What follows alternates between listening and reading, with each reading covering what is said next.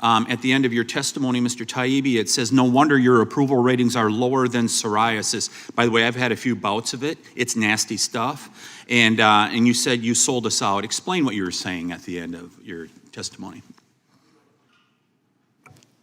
Many of the programs, thank you for the question, Mr. Congressman. Many of the programs that Michael and I reported on in the Twitter files, these are taxpayer-funded programs that are being spent to remove the speech of the taxpayers themselves, or to encourage platforms to take down content of the taxpayers. And I think most people would disagree with that allocation of resources. I'm hearing a lot about Elon Musk.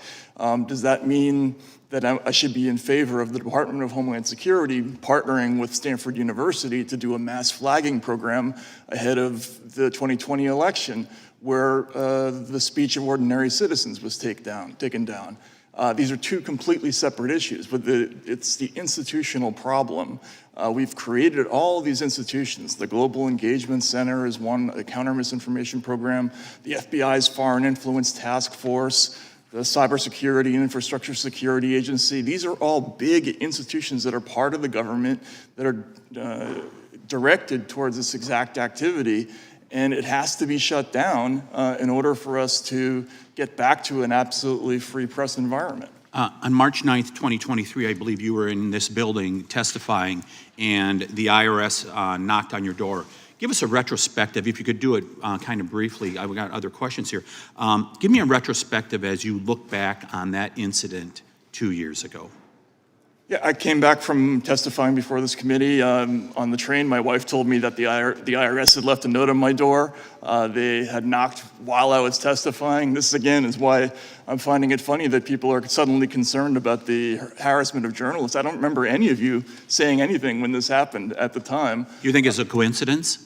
We subsequently learned, thanks to Mr. Chairman Jordan, who reached out to the Treasury, that case was opened on me on December 24th, 2022, when probably the most consequential Twitter files report that I dropped was published. It was a Saturday and it was Christmas Eve. I don't think the IRS is usually working that day.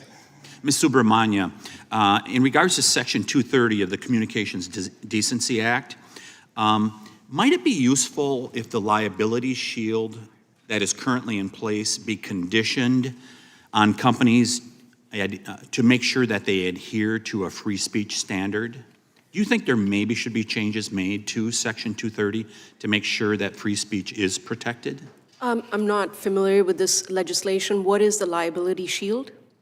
Mr. Schellenberger, would you like to take that question? Sure, and I've testified in front of the Senate and written a white paper on this issue. I think that Section 230 should be reformed if you're going to offer this sweeping liability protection.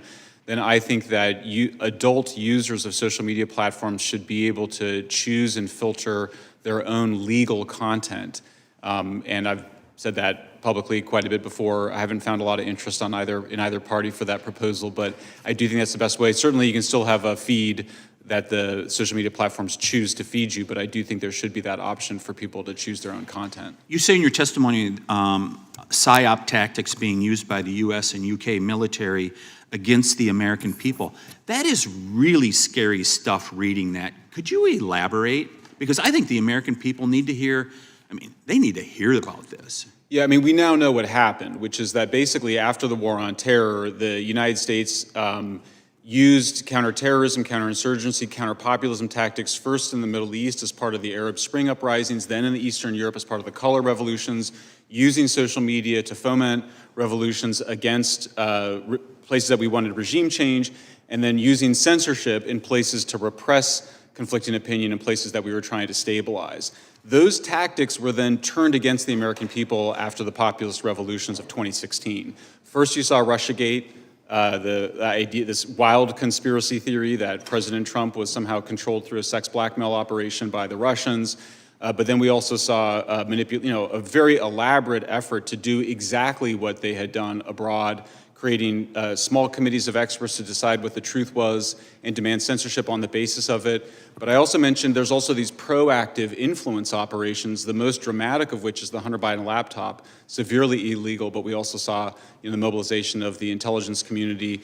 And now in the latest article that we published today, we have documented that the Agency for International Development has overseen basically a takeover over the last decade and a half of independent investigative journalism in Europe and around the world through OCCRP and supposedly independent journalism organizations with an eye to basically controlling the information and controlling the major news media that do investigative journalism. Thank you, Mr. Chairman. And Mr. Chairman, thank you so much for the work that you have done over the last couple Congresses on this issue.